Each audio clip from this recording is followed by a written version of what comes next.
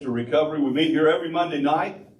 We start at 6 with a meal, and then we'll have a large group. And tonight we're going to, a lot of times I'm talking a lot of different items or topics, but tonight I want you to focus. We're going to narrow our focus. So I'm glad you guys are here physically. For those of you who are joining us online, thank you so much for taking the time to be with us. And we're going to simplify it tonight a little bit. We're going to focus on one word tonight. We're going to focus on the word gratitude. But before we get started, I want to have Brother Todd, and you've got a plethora. Y'all know you were a plethora of people? A plethora of people that he will take time to introduce, and we're going to let them lead us in a song. And I want us to take the time during this song to kind of get rid of some of the mind chatter, all the busyness of life, and start focusing in, narrowing our focus as we go into our lesson tonight. So, Todd? All right, so this is our youth praise band, except for Dustin. Dustin's filling in for his daughter Haley tonight.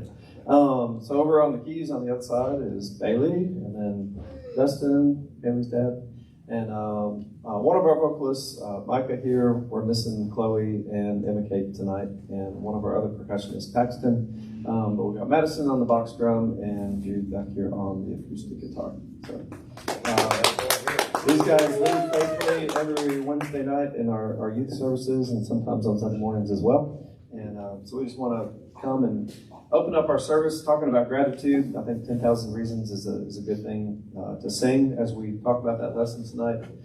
It's just good to be reminded of all of the blessings that the Lord pours out upon us, and really all of the reasons that we have to be thankful, and we have many. So let's worship together. Why don't you stand with us and sing this song?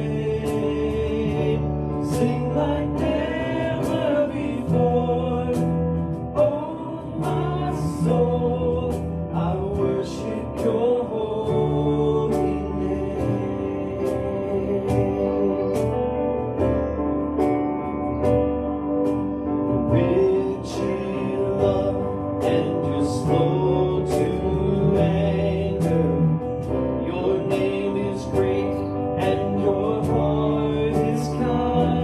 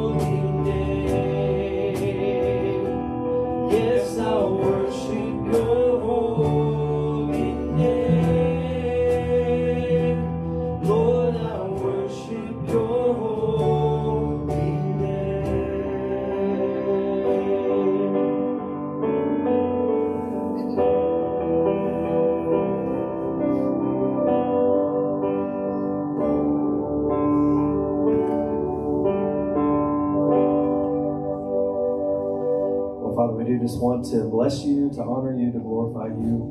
Lord, we could spend all night and into eternity naming the things, Lord, that we're thankful for. Lord, just describing your attributes, the greatness of who you are.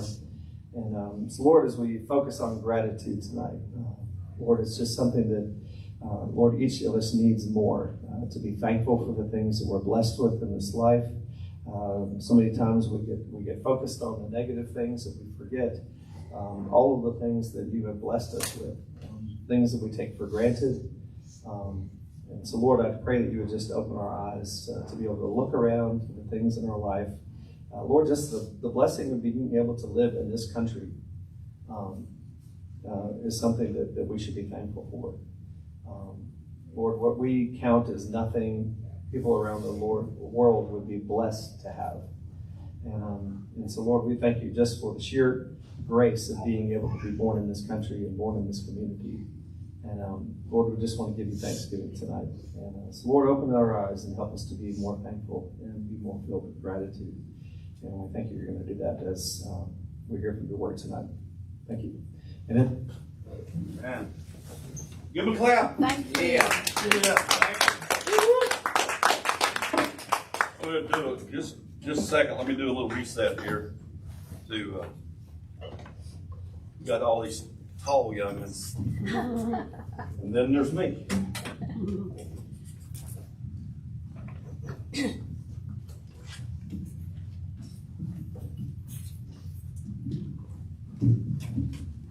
How's that?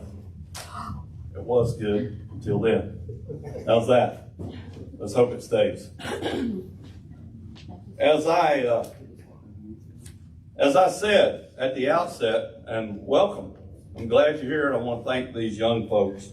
Having been a teacher in my life, at one point in my life, we always look behind and go, man, what's it going to be like someday? Well, I've got news for you. Things are good, because we got young people like that are leading. We're going to be in good hands. So as I stated earlier tonight, we're going to narrow our focus a little bit, and we're going to the single word, to gratitude. And so as we go through tonight, and we're going to talk about several things as far as gratitude, I want you to think about this. I want you to think about, for what are you thankful? You know, as I was leaving the house tonight, the news was on. And not much of the news is ever good.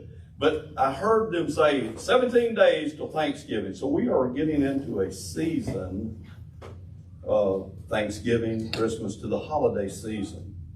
And when we start doing Thanksgiving, most of us just think turkey and dressing. But we want to narrow our focus a little bit, and as we head toward Thanksgiving, and think a little bit about those things for which we are thankful for. You know, recovery, I found this picture that I was looking through some things the other night, and it just hit me. Because as it does with a lot of us, I don't know if it does for you, but it does for me. As I read or hear or anything, I can relate it back to my recovery in one way or another. And so as I saw this, I went, man, that's so much like recovery. There's peaks and there's valleys. There's winding turns. There's ups and downs. There's places around there that we don't really know what it's going to look like when we get there. Sometimes when we get on the peak, it's beautiful up there, but when we're in the valley, we're struggling. We're really struggling.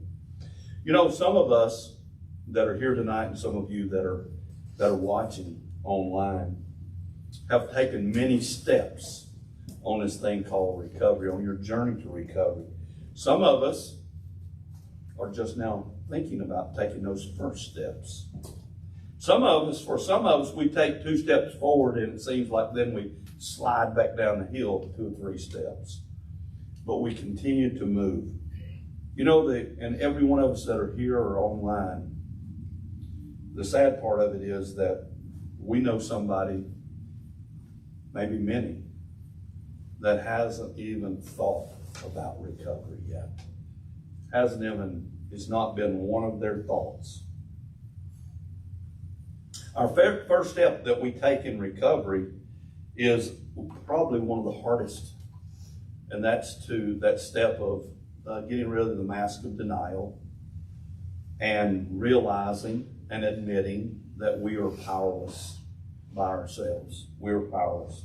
The second step leads us to choosing a power that is greater than us, a power that's bigger than us, that we can use to live and move forward as we go.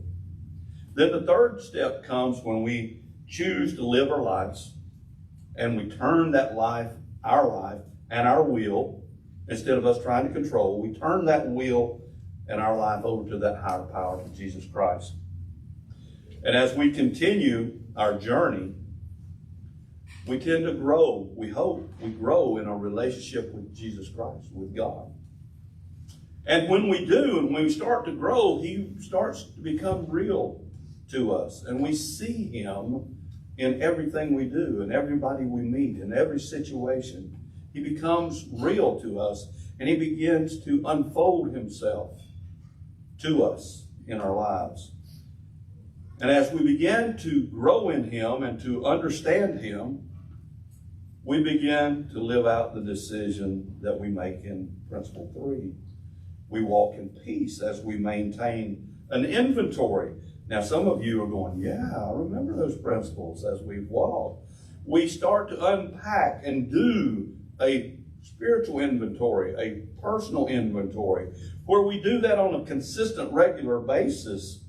And when we do that and we unpack that, and whether it's in the morning or at noon or at night, and we take that personal inventory of the things that went really well and that we've moved forward in, and we balance that because there are things that we need to improve on.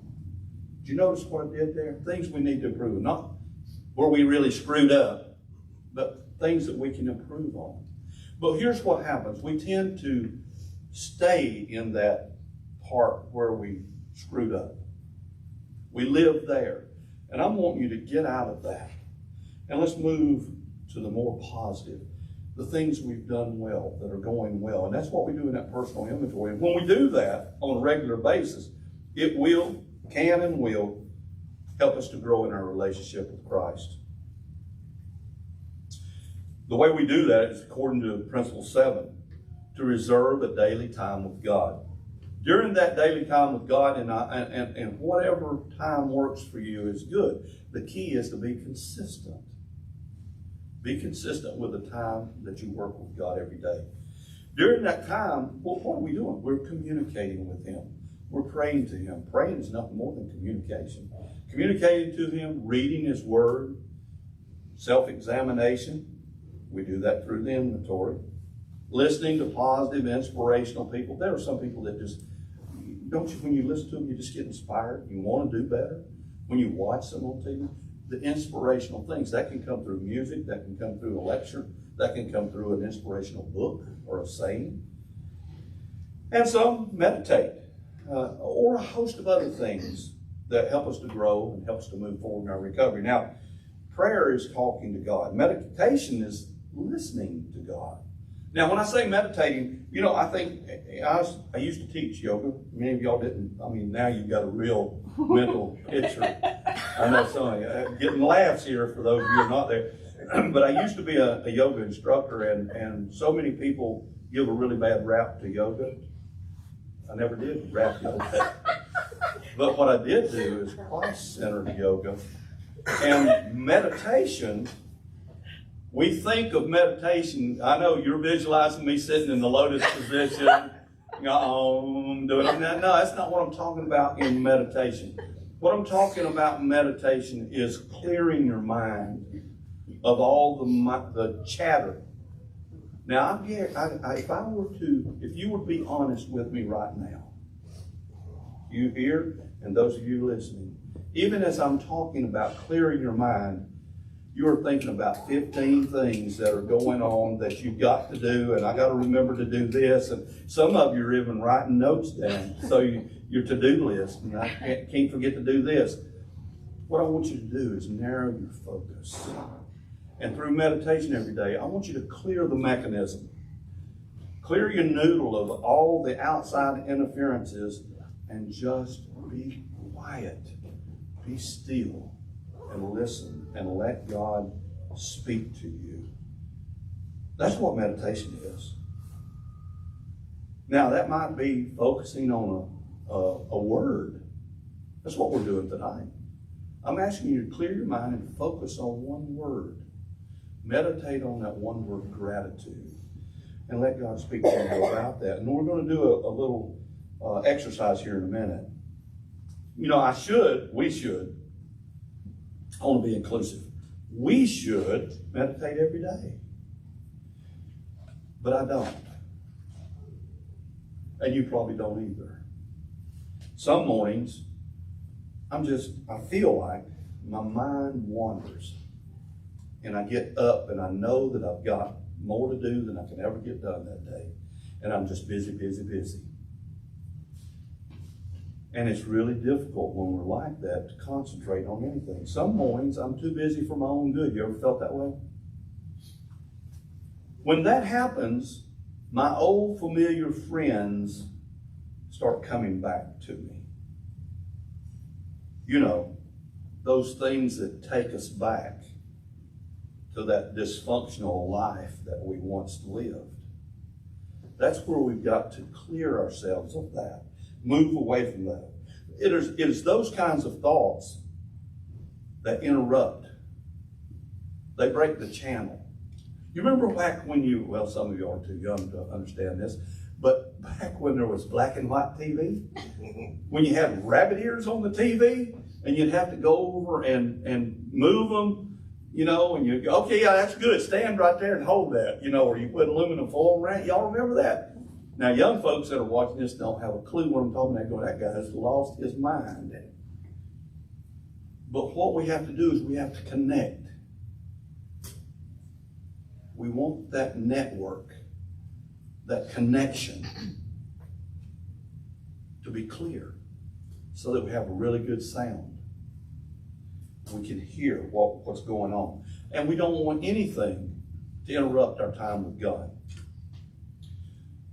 When we work, and we do here at Renew, we work through principles and steps. And through daily working the principles to the best of our ability, we can eliminate most of those outside interferences. That helps. That really helps. When I listen to God instead of to others and the world, I realize that I have great worth. I didn't say that I'm somebody.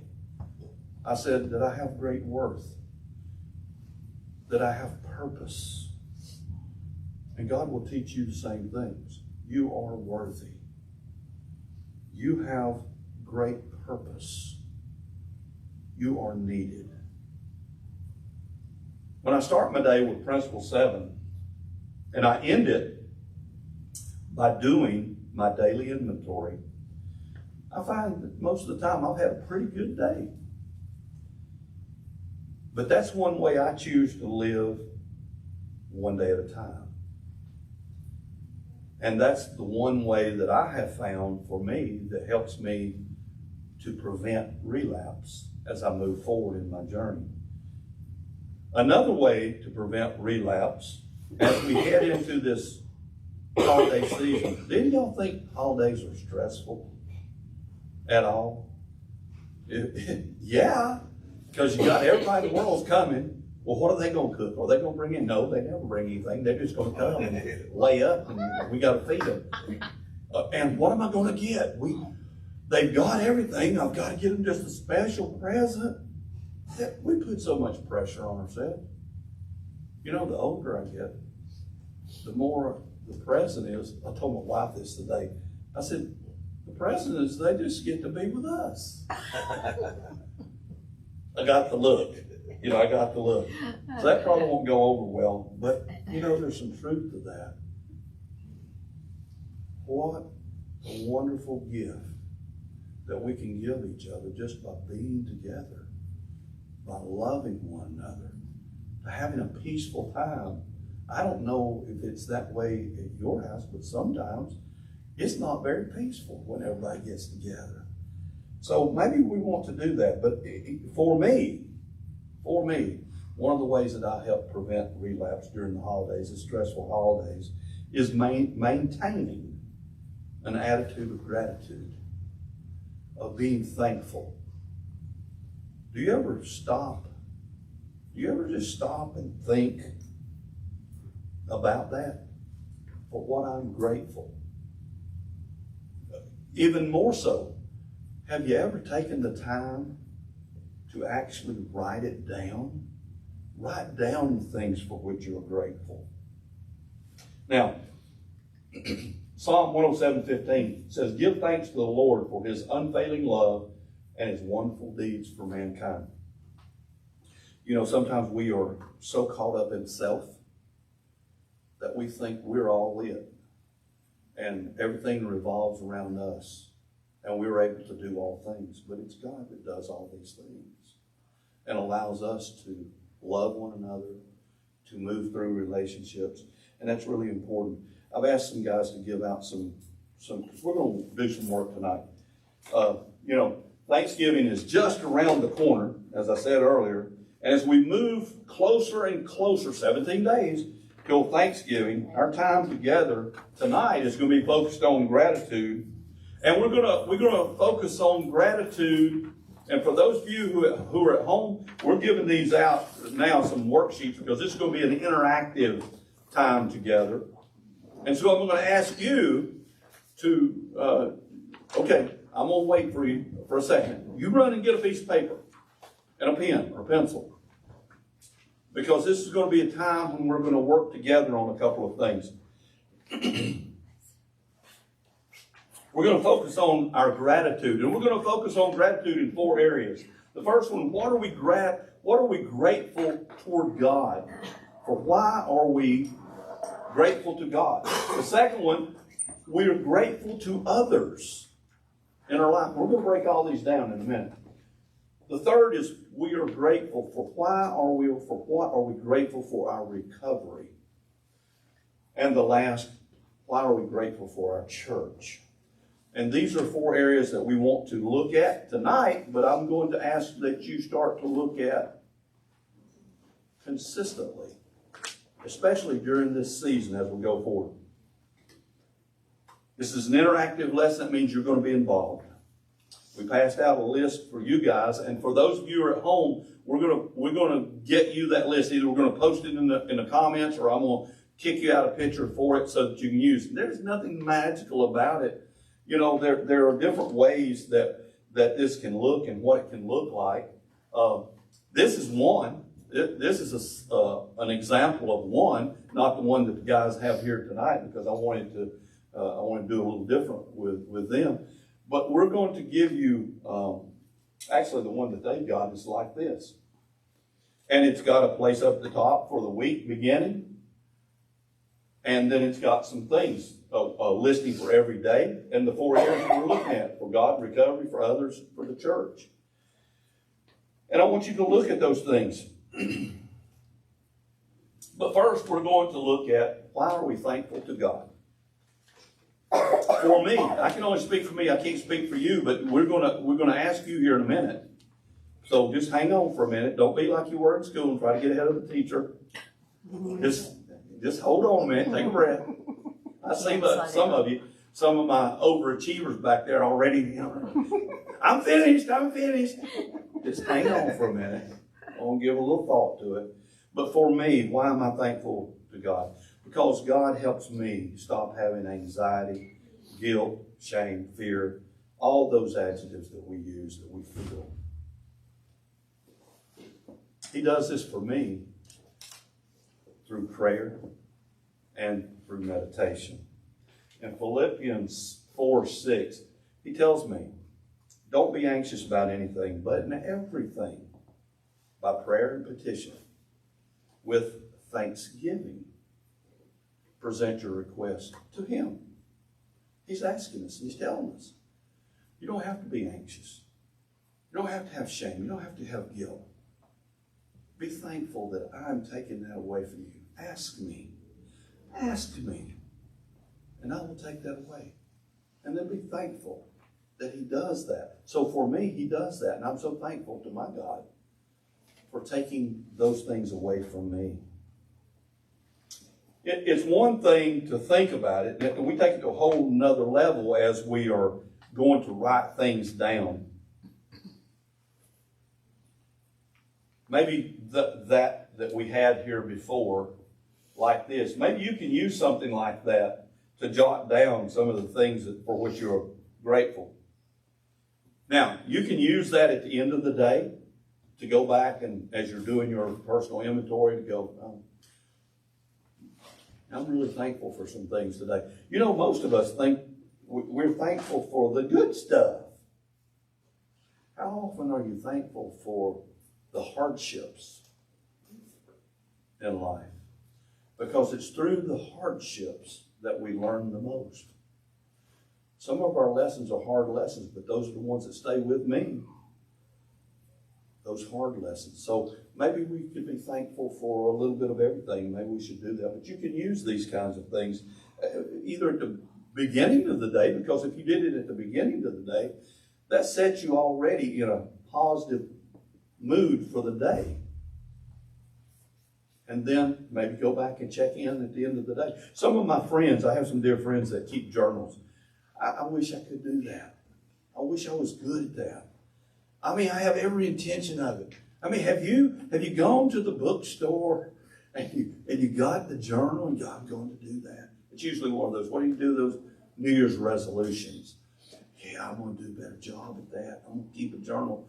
And I do for about 15 seconds, you know?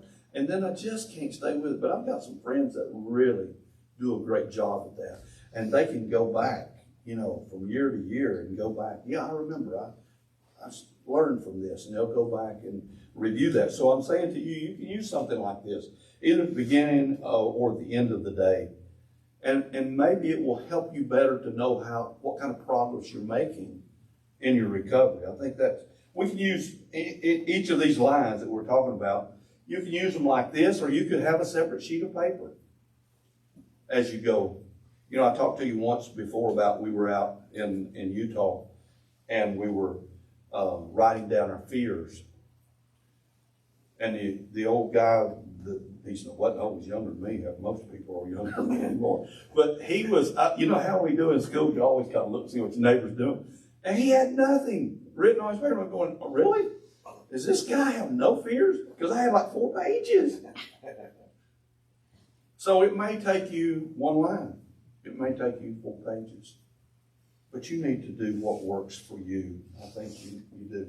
So we're thankful for God. The next area that we are going to look at is, are we thankful to others? Are we thankful to others that God has placed in our life? Most of us spend the time going, why'd you put that person in my life? And we don't think about that. It goes back to the, you know, people are there for a reason. I believe that God has an infinite plan and everything happens for a reason if we allow it to and we learn from it. But God has placed people into our life to walk with us, to walk beside us, to lift us up in our road to recovery. We must acknowledge and be thankful to that, to others. Because it's those others that lift us, support us, teach us, hold us accountable. Colossians speaks of it like this in Colossians 3:15-16. Let the peace of Christ rule in your hearts, since as members of one body you are called to peace, and be thankful. You get this theme in what we're talking about tonight, thankfulness, gratefulness. Let the message of Christ dwell among you richly as you teach. This is telling us what to do, guys. Let the message of Christ dwell among you richly as you teach and admonish one another with all wisdom through psalms, hymns, and songs of the Spirit, singing to God with gratitude in your hearts. This is talking about holding people accountable. There are certain ways to hold people accountable. Not judgmental, but in love, in lifting them up. How many times have you felt like you were at the bottom of the ocean? You were kicked down, and then when you got down, somebody's standing on top of you, kicking you. And how wonderful it is for somebody to reach a hand out to help you and lift you up. You can be that for somebody else, because there have been people that have done that for you. We are to allow the peace of Christ to keep us connected with one another. Nowhere do I read or do I learn about that means when we're connected with one another, helping one another, nowhere does it say that we're to go off by ourselves, isolate ourselves, don't worry about anybody else. It says we're to come together. We're come together. We are supposed to be a part of one body. It's important for us to surround ourselves with those that can and will help us.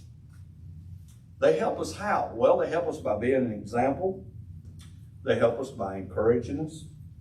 They help us by chastising us when we need it. Some of us need it more than others. I would be one of those that need it more than others. And yet we are to be thankful for every one of those areas. Now, I'm going to ask you, some of you that went ahead and got ahead, I want you to go back and write, why are you thankful to God? Now I want you to take a second and write down at least 2 people for which you're thankful for. Write down at least 2 people. Now, those of you, while these folks here are doing it, for those of you at home that haven't gone and got a piece of paper, go get a piece of paper now, hurry. And when you get back, I want you to write down 2 reasons that you're thankful to God, for why you're thankful to God. Then now we are all, where we're at now is the second one, why you're thankful to others. You know, at least 2 people that you're thankful for. Write their names down. First 2 that come to your mind. Now, okay, so I'm always one, let's go a little deeper. Let's dig a little deeper. So you've listed 2 people's names. Now I want you to, right beside it, write down why you're thankful to them. Why are you thankful for those 2 people? And it may be totally different things. Write down the 2 reasons that you're thankful to them for. The third area that we're thankful, or we should be grateful, is for our recovery. Hebrews 12:1 reads like this: Therefore, since we are surrounded by such a great cloud of witnesses, let us throw off everything that hinders and the sin that so easily entangles, and let us run with perseverance the race marked for us. I was watching TV yesterday. Anybody watching TV yesterday? Yesterday was the New York City Marathon.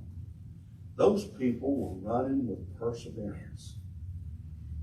I would have probably stopped as soon as the gun went off and started. But there were people that ran for hours and got finished with that. They had purpose behind it. We should have purpose, perseverance as we move forward in our, this tells us that we are not alone. Surround yourself with a great cloud of witnesses. Now, let's break that down a little bit. It tells us we're not to be alone. We are to be surrounded by others. We are. Whether you like it or not, we are surrounded by others. Here's the fact, guys. Some people are watching us, just waiting for us to stumble. You've had those in your life, haven't you? They're just waiting for you to mess up. But we have those around us that have already been through where we've been through. They've walked where we've walked. And those are the ones that are going to be right there beside you. That when you slip, they're going to be right there to help lift you up. Some of you I'm so proud of that I'm watching you do the same thing. You're there to help somebody when they fall. Realizing you can't do it for them. You can give them a hand up. You can't make them decide to do it, but you can be there for support. Those that walk beside you will be the ones that lift you when you stumble. But we can use both of these examples. Those that are waiting for you to mess up and those that are going to walk beside you. We can use both of them, both of those groups, as examples and incentives of people we should be around and people we probably don't need to be around. Those people that will help us move forward, those people that will keep us from moving forward. What are 2 recent growth areas in your recovery for which you're thankful? Write those down now. 2 areas of your recovery for which you are thankful.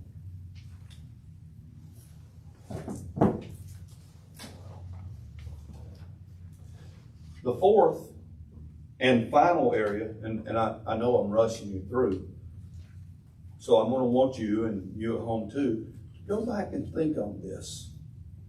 My word is ponder. I want you to ponder on this, meditate on this, pray on this. Think about it. All these things for which you're thankful to God, to others, to your recovery.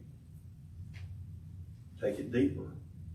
Don't only list why you're thankful or who you're thankful for, but what it is that makes you thankful. And the last area, thankful for your church. Now, some of you in your mind, in the scripture that goes along with it is Psalm 104. Enter his gates with thanksgiving, go into his courts with praise, give thanks to him and praise his name. Now, when I say thankful to your church, many of you are immediately what goes to your mind is a brick building with a steeple on it. And it is that, but it's so much more. Because friends, we are the church. You are the church. A believer in Christ is the church. We are the body. You are the temple. You are the church. Our church, wherever it is, Renew can be your church. Where a group of like-minded Christian believers come together to help one another. A church, no matter where it is, no matter where it's called. See, so many people, so many of my friends get caught up in denominations. I could care less. It's not about denomination because we are all of one church. If we are believers in Jesus Christ as our higher power, our Savior and Lord. A church, for me, should be kind of like a hospital. It's a place where sick people come to get better, to be comforted. Now, is recovery not a recovery program? Should it not be kind of like that? We have been sick. Some of us have been pretty broken.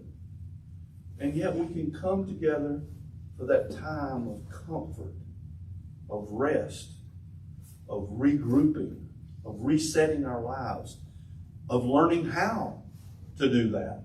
Someone to be an example, somebody to guide us.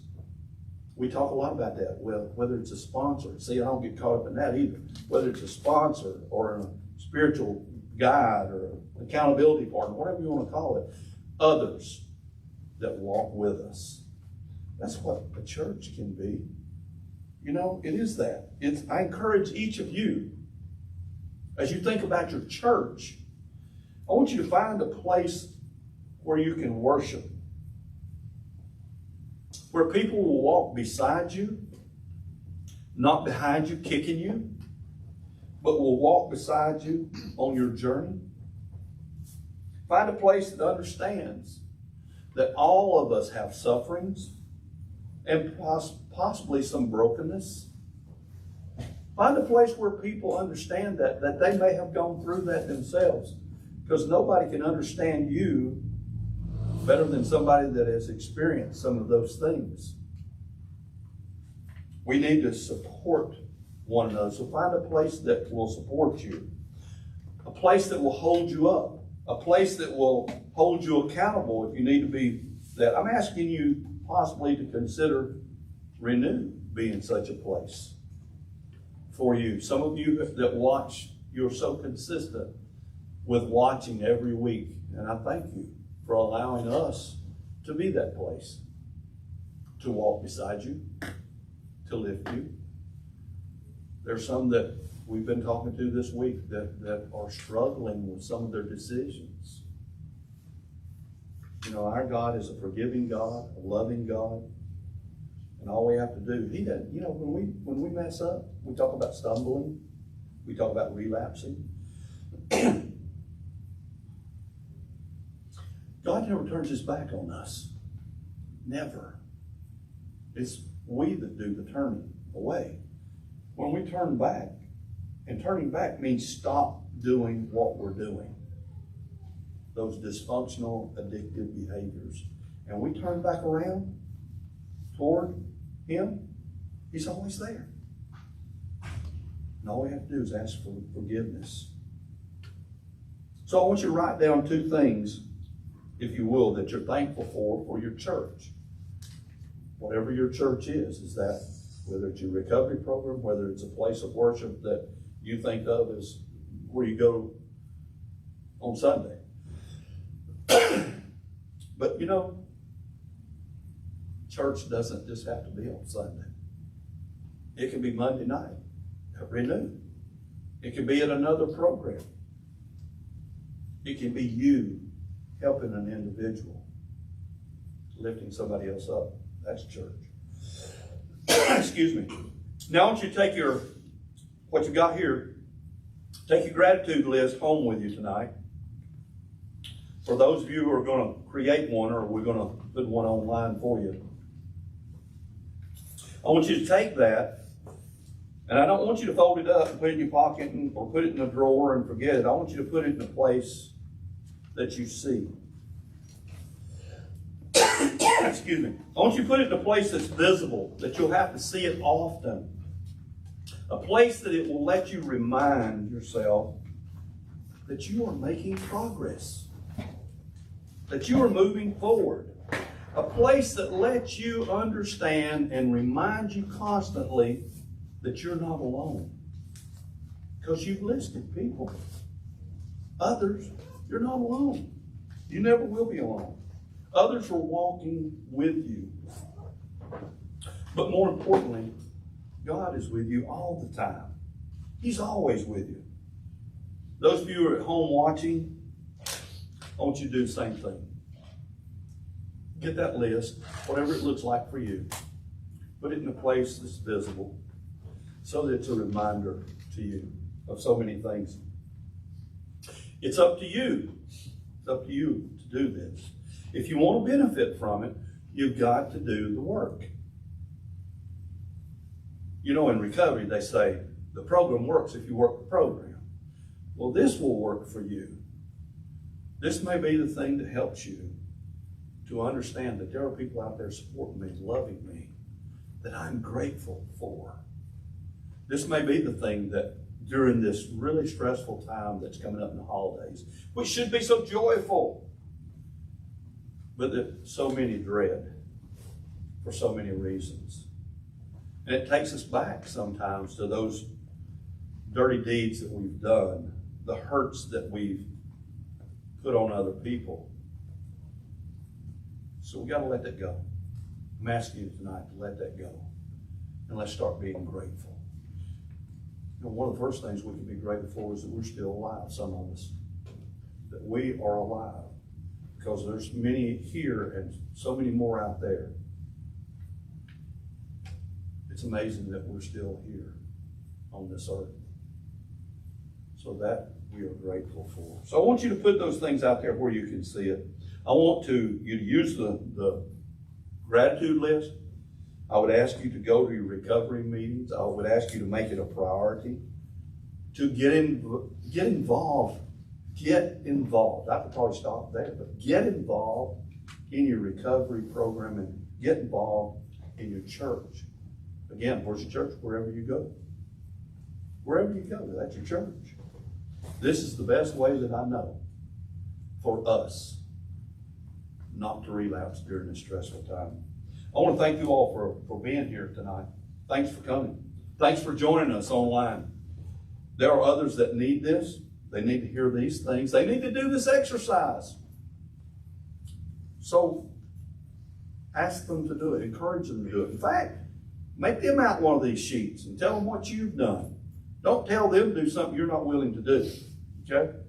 So make sure you do it first and say, hey, I did this exercise and it's really helped me. I'll walk through it with you. So I want to thank you for coming. No matter, especially those who felt like, I'm not even worthy to tune in. I'm not worthy to come in the door. We have some that comes to the door. We have individuals that come to this door and they'll step in and they won't be here more than 2 or 3 minutes. and they step back out. Why? I'm not sure. Maybe because the guilt and the shame has weighed them down so much. Maybe. Maybe because they think someone's going to judge them. Not here. Not here. Because we've all been to that place where we went in that first time. So I would like to ask you all to come. Come back next week. Come here. Those of you who do, I know we've got a bunch of people out of state that watch this, and boy, I'd love for you to take a vacation. Come on over. Because I'd love to see you. I'd love to hug your neck. But those of you who can't, please come back. Get somebody to sit with you. That may be your church. You might invite somebody to your living room to watch it on your TV or on your computer with you. But come back. Like us. Please like us. Like our page. And then share it with somebody so somebody can hear that. As we go into this holiday season, that might be the thing that helps them. Keeps them away from relapse. We don't want anybody to do that. How cool would it be for you if God used you to speak the words to them that kept them from relapse, that kept them in this world, that kept them from dying, that then, by the grace of God, they lived, and they in turn then became that example for somebody else. We've had those in our life that made it through and said, I want to be like that person. If they can make it, I can make it. Until next week, we love you. God loves you more. Good night.